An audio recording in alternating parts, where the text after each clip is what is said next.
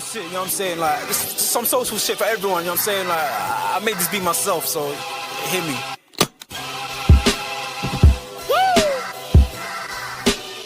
I mean, like, we can pull that clown shit away. This some real shit for you. I'm spazzing right now, so listen, let's go. Yeah, it's in their bones, the thugs in harmony for the love of the money. Then fall victim for the cookie, then turn pussy, it's lonely. You said you hold it down when life get rough, we're here now, so show me. We move them losses to them wins. Heavy pounds, we make it ends meet. Converse with only a few who make me feel like I be 10 feet. Yes, what's going on, people, man? We are back in the building.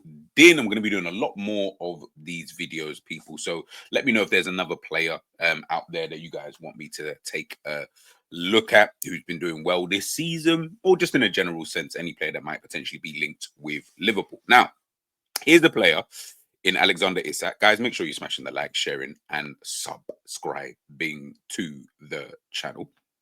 Alexander Isak. Oh my God. One of the best strikers in Europe at this current moment in time. I don't think that is a outlandish thing to say. I don't think that that's a wild thing for people to even throw into the universe, that he's one of the top strikers. Definitely, in my opinion, top 5 strikers in Europe. Haaland, Harry Kane, Isak, throw Osimhen, you could throw 𝐒𝐃 in there. I don't know who else is really in there, to be honest with you. Those are the only ones I look at and think, yeah, these are the top strikers in football right about now. These are the guys who can really put the ball in the back of the net for you on a consistent enough basis. And are, you know, excellent players, you know, in their own right. And he definitely falls into that category, man. It's a weird one with him, right? Obviously, Newcastle have slapped this 100 and whatever. By the way, apologies, Kendall. I know you don't like people talking about Isak, but he's a fantastic player, though. You know, this ain't even a which team should he join type of vibe, because the reality is, I think he's what, 24, 25 years of age at this moment in time. Newcastle might just be the right place for him at this moment, and it might be the place where this is the reason why he's flourishing in the way that he is flourishing. You know, sometimes I think we forget that. Of course, we all want the best players. We all want, you know, and he is one of the best players in the Premier League, you know, the second best striker that we've got here, you know, so I can understand as to, you know, why we would all want a player like this, but there could be a reason for why he's, you know, playing the way that he is. And it could be just because he's at Newcastle. Do you know what I mean? Like, that could be a reason. Newcastle got a banging team. You know what I mean? Midfield, dope. Defense, dope. You know what I mean? Forward line obviously includes him, Anthony Gordon. You know, they got good players, bro. They got really, really good players. So he might just look at it and think, I mean, I'm settled here. You know, I don't really need to leave. I don't really need to go anywhere. You know, we're doing all right as we need to. Obviously, there might come a time, of course, and that will be more dependent on, you know, where Newcastle kind of go with their kind of project at this moment in time. But yeah, at this moment in time, I don't know, man. I feel like, I know the summer's going to be interesting. I think it's more of a case, someone puts the money down, then of course, I think Newcastle, if they can get double what they paid for him, then of course, yes. Do you know what I mean? If you can get that 150, 140, whatever it is, then yeah, perfect. But if not, then do they need to sell him? I don't know. I don't know what their situation is like over there. But as far as I know, and to my knowledge, I don't think they need to, you know, actually sell him. Obviously, this season, you can see, you know, he's been on flipping smoke this season. And I know at the beginning of the season, wasn't really scoring. You have to get like one goal in like his first like 7 games. But just like Haaland, these type of strikers, it doesn't matter how long they go without scoring, because this is what they can do. You guys can see it here. 19 goals in all competitions, 17 and 22 in the Premier League. This is a guy who I think, as I mentioned, I'm sure it was 1 in 7. How can someone go from 1 in 7 to now you're 5 off for what you actually played? You got 17 and 22. Ridiculous. Absolutely ridiculous. Like I keep saying, top striker. But he's been doing this. He's been doing this, though. Last season, look at that. 21 and 30. 25 in all competitions. 25 and 40. You know what I mean? Like, this guy's been scoring goals. And you know what I actually think I love the most? Obviously, this season's got 5 assists, right? That's great. Whatever, cool. I'm good. Like, that's obviously really, really good, right? If he can help assist. But you know what I loved last season is when I saw 2 assists. I don't know what it is about seeing a striker who doesn't have a high assist but's got bare goals. For some reason, I love it. I love it. I prefer to get 0. I actually prefer, I don't need you to set up anybody. I don't care about the setting up thing. I think we're too bogged down in this whole, like, yeah, my striker's got to be able to do this. He's got to be able to do that. And if he doesn't do this, then he can't be good at that. I don't care. I actually don't care. I just need you to put the ball into the back of the net. And that is something that he can do. And of course, in his first season, you know, he played 29 games, got himself 11 goals and 2 assists. You know, so he was still kind of warming up. I mean, 10 and 22 is still pretty decent anyway, you know, in the Premier League in itself. So, you know, he's been showing, you know, 3 seasons now. Obviously, by the end of this season, it'll be, you know, his 3rd season in English football, you know, signing from Real Sociedad, you know, for the big fee that he actually did. You know, at the time, it's not even that people raised eyebrows, because I think quite a few people wanted him, but I don't think people knew, okay, he was going to go from 11 and 29 to 25 and 40 to now 19 and 26. You can see that this guy is getting better and better and better and better. So the reality is now everyone's thinking, yeah, he might actually be worth the money, you know? Do you know what I mean? He might really, really be worth the money.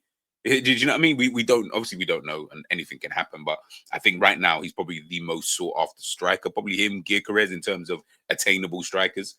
I would look at those two and think, yeah, those are the two who are probably most sought after. If anybody who wants to strike, any of the top teams anyway, who want a striker, I do believe that they're going to be definitely, you know, looking at someone like an Isak, and for good measure as well, and for good reason.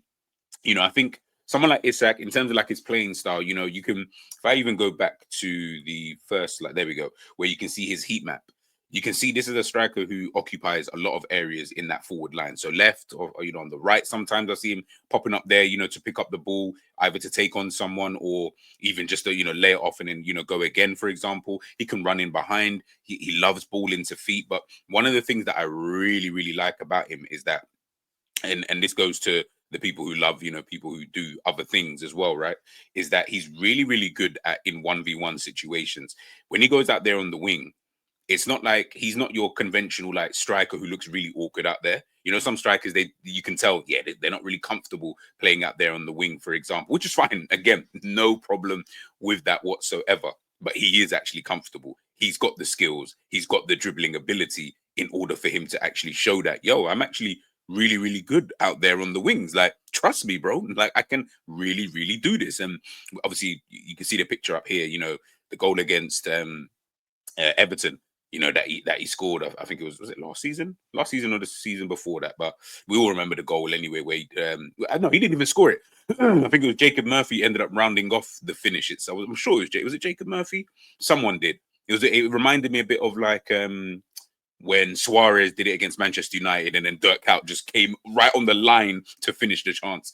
You know, kind of, it literally reminded me of the exact same thing. But again, in that kind of mold of striker, in that kind of Suarez-esque mold. The only difference is obviously their height. So in your head, you're thinking, nah, man, they are very, very similar. And he's a lot better, in my opinion, in terms of his dribbling ability than a Luis Suarez anyway. You know, Suarez is quite messy with it and very tenacious. He's not as tenacious, but he's a lot more silkier, you know, with it. And he seems to be so comfortable, again, like a Suarez. I'm not saying he's on Suarez level. He's got a bit of time, in my opinion, to be able to get to that. But the only way you get to that is by doing what you're doing right now, consistently, and then of course playing for the biggest clubs and winning the biggest honors while still doing what you're doing, scoring the ton of goals that he does score. You know, I'm looking at teams like Barcelona, you know, when Lewandowski finally leaves, they might look at someone like Isak and think, yeah, why not? Do you know what I mean? Like, why not? He's a threat in the box, you know, as well. So for me, I just look at him and think, yeah, like he is probably that complete forward that people really, really want for their teams. And again, I'm not even, you know, mad at it. This is just like a few of the stats and stuff. Progressive carries, you guys, all the ones I've highlighted, these are like the highest ones. Progressive carries, progressive passes. I mean, this is a striker, you know, that we're talking about.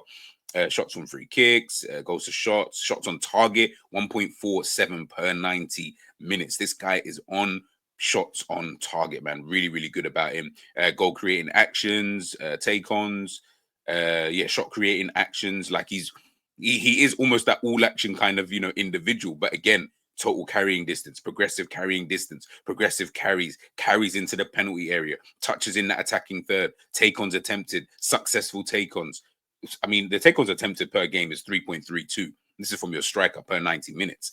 The successful take-ons puts him in that 92nd percentile. You're looking at that successful take-ons, 1.63 that this guy is putting up per game as your striker. there's a reason why people fuck with Isak. Do you know what I mean? There's a reason, but one of the main reasons, which is one of the reasons why I fucks with him so much, is that you can have all of that stuff. You can do all of that. That's great. But not many people have this though. He has the conversion rate of 25.4%. I don't know many who are better in terms of how many shots they've had and stuff like that. Obviously, some are going to be skewed. If you only had one shot, for example, and it was and you scored it, obviously your conversion rate technically would be 100%, right? But I would be very interested and very intrigued to know what others would be. But the fact that his is 25.4.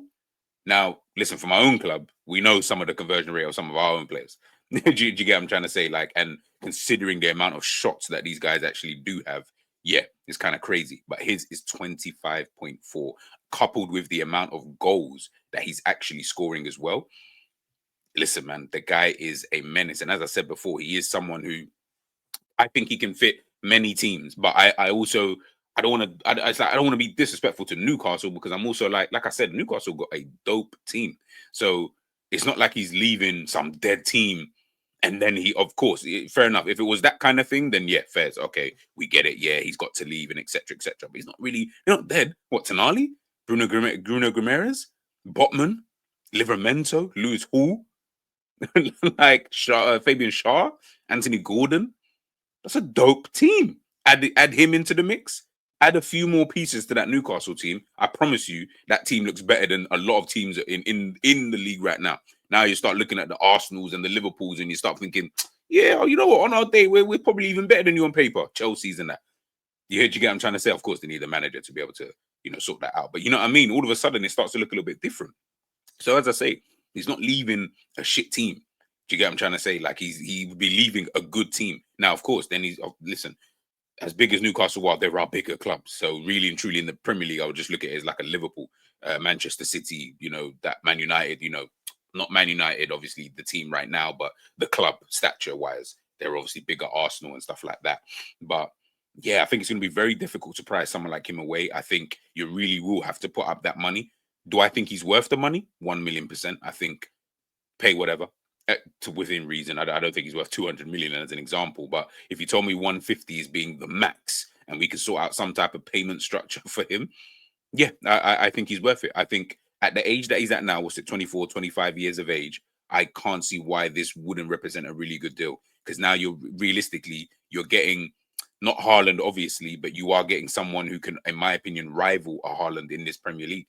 Haaland just signed a 9.5-year deal. Why can't you go out and get the next best striker out there, and who could potentially, not in terms of goals, I think Haaland would always score more, just because of the makeup of Manchester City and the makeup of how Haaland kind of plays and all of that kind of stuff. But why not get someone who could easily still rival him in that kind of sense? For example, when Arsenal had Thierry Henry, Manchester United still got Ruud van Nistelrooy though. So you're not mad. Do you know what I mean? You're not sitting there, oh my God, like you've got Ruud van fucking Nistelrooy. So it's really not a problem. Do you get what I'm trying to say? Yes, of course. If you could have a Thierry Henry, then yes, of course, you want to have that. In this case, yes, if I could have, someone like an Erling Haaland, then yes, I would prefer to have Erling Haaland in my team. I'm not going to lie. But that doesn't look like something that's going to be achievable. So I have to go and get the next best thing. Go and get it now before someone else gets it. And then now you're all sitting there scratching your heads thinking, man, we need to go and find a striker. Now you're looking at, now the striker pool that you're looking at is looking a bit fugazi. Now it's all, yeah, you know what? Maybe we get Cunha. Yeah, you know what? Let's get this guy or let's get that guy and let's get Joao Pedro's. And listen, they're all good players, of course. I'm not trying to be disrespectful in that sense. They are good players, but they're nowhere near as good as Isak. So the reality is you're really battling for just like a mid group of players. Just go and get this guy. Like I say, this is for anybody, really. Anybody who needs a striker, who wants a striker, any club that is, just go and get this guy. I genuinely believe you will not be disappointed, at getting someone like him. But listen, man, as I say, very, very good player. I'm very intrigued to see how he does between now and the rest of the end of the season. As I mentioned before, of course, listen, he's sitting on 19 goals at the moment, 17 in the Premier League. I believe he's only like a couple off Mo Salah at this moment in time. Again, just to reiterate, 1 goal in, I think, in his first 7 games. Mo Salah hasn't gone 7 games or 6 games, should I say, without scoring. You know what I mean? So This, you know what I mean? Like, and he's playing for Newcastle, who I don't think create as much chance as Liverpool. Very, very interesting. Very, very interesting. But listen, man, let me know your thoughts, of course, in the comment section in regards to Alexander Isak. Do you think he's gonna, stay at Newcastle? Do you think he's gonna make that move in the summer? If you do think he's gonna make that move, which club do you think he will go to? Let me know your thoughts in the comment section, people, and I'll catch you guys soon. Peace.